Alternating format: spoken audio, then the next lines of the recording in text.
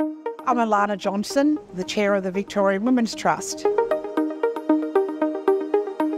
Well, what an exciting week we've had. So many months and so many people's great work has gone into this week. We came to Shepparton some months ago now to talk to as many people we could to get a feel for what would be useful to women in Shepparton, and we used that to inform the program that we developed. Our program is sort of 3 tiers. We've got over 30 breakout sessions from themes across e-safety, family safety, women in business, and we had a multicultural day in Shepparton. We also have available one-on-one assistance where women can come in with their time poor or they just want that real hands-on one-on-one support. We also have our stands, which are local. We have Golden Valley Libraries, Shepparton Council, Go TAFE and Fitted for Work, and that's so women, when they leave here, they don't necessarily feel like they've just ended their digital journey. They still feel like that they can progress through other avenues and they're aware of the different opportunities within their local area. Throughout the week, I've been talking to a lot of people and doing a lot of myth busting around the differences between mobile and NBN internet and how people can access this and optimise what they have at home.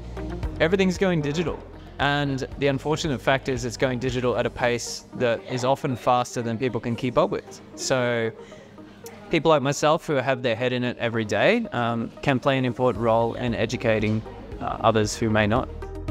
Knowledge is power, so if people understand what megabits per second means and what data is and everything like that, they've got a better understanding of being able to go into a retailer and obtain a plan that suits them, is affordable for them, and then they're not paying for something that they don't need. One of our biggest uptakes in the program this week was everything to do with e-safety.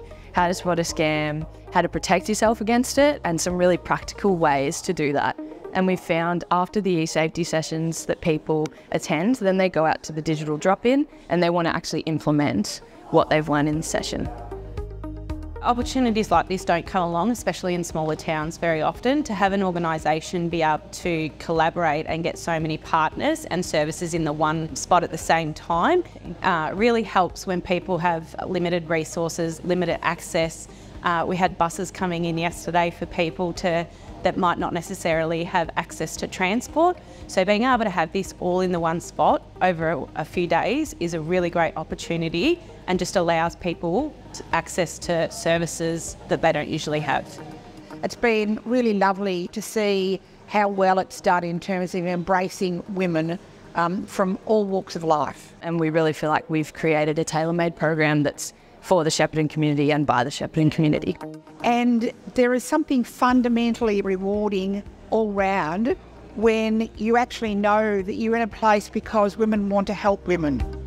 We really want to understand the impact of these kind of place-based initiatives. So we're speaking to participants, we're doing interviews as well as surveying participants about how they found the programs and how these kind of place-based programs can be developed and strengthened and rolled out in other communities across Australia. The digital divide exists and it needs to be an issue for every community, and nothing's going to happen to reduce that digital divide unless we take action. We have to do that for community, with community and by community. So if we all take some action, eventually the rural divide will decrease.